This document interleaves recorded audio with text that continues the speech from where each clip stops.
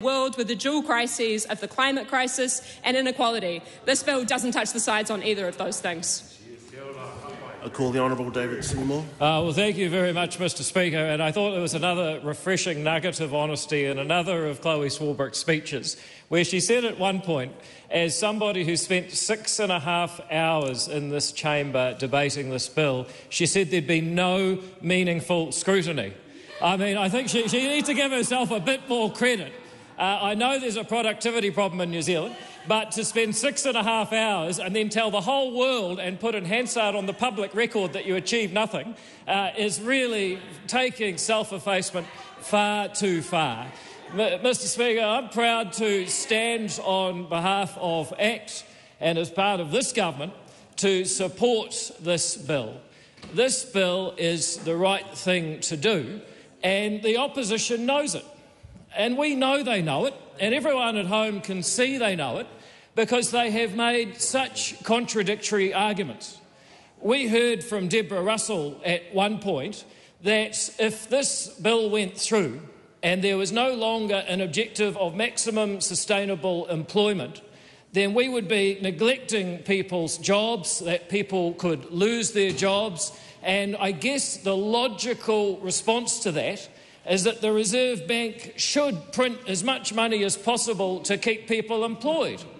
And that was an extraordinary thing for Deborah Russell to say, and to think that she was the Minister of Revenue responsible for the country's entire tax system, it just makes me glad that we're over that period, frankly. But then we also heard from Grant Robertson, who, I've got to give credit, has a few more chops, at least when it comes to the economy and spending money. He was making the argument, as was Chloe Swarbrick, that having a dual mandate for the past 3 years has actually made no difference whatsoever. So we might as well keep the dual mandate. We might as well keep the Reserve Bank focused on price stability and employment, because it only focuses on price stability anyway. Now, if anyone trying to follow along thinks, well, that doesn't quite make sense, well, they're actually right to think that, because it doesn't.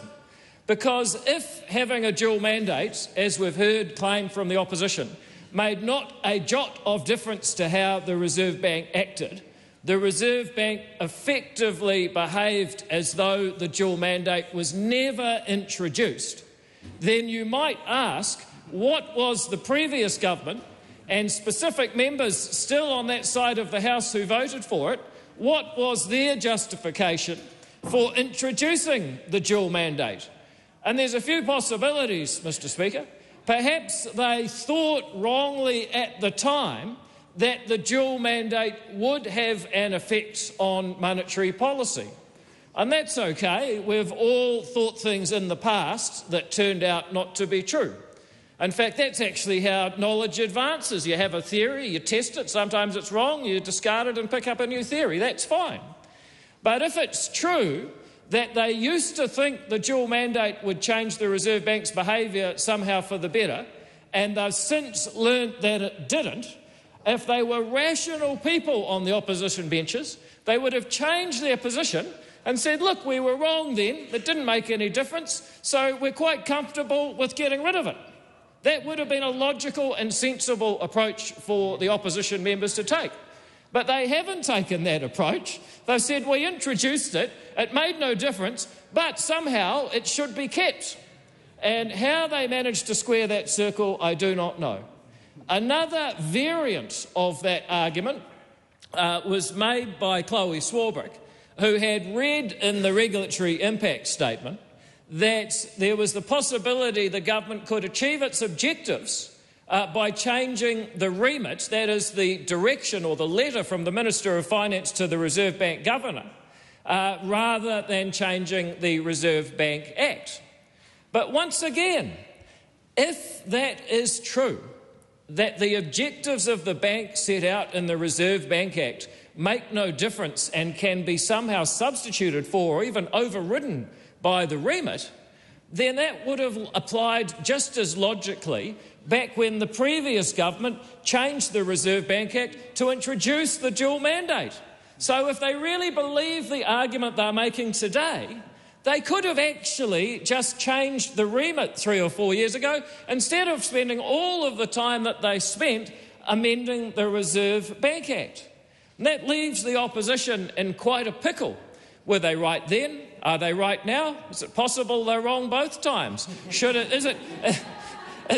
Logically it's not, but I'm going to tell you which time they were wrong. You see, Mr. Speaker, it is a simple fact that if you hold one lever, you can only pull it in one direction at a time.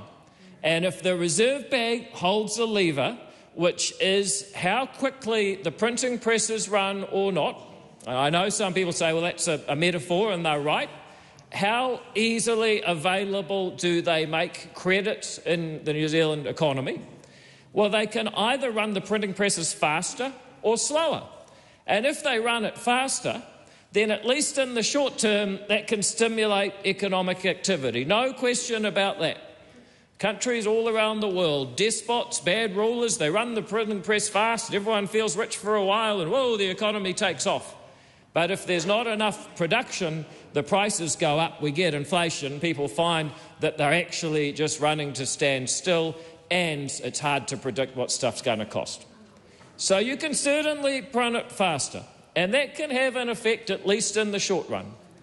Or you can run it slower, and sometimes that's necessary to make sure that there's not so much cash floating around in the economy and prices are more stable.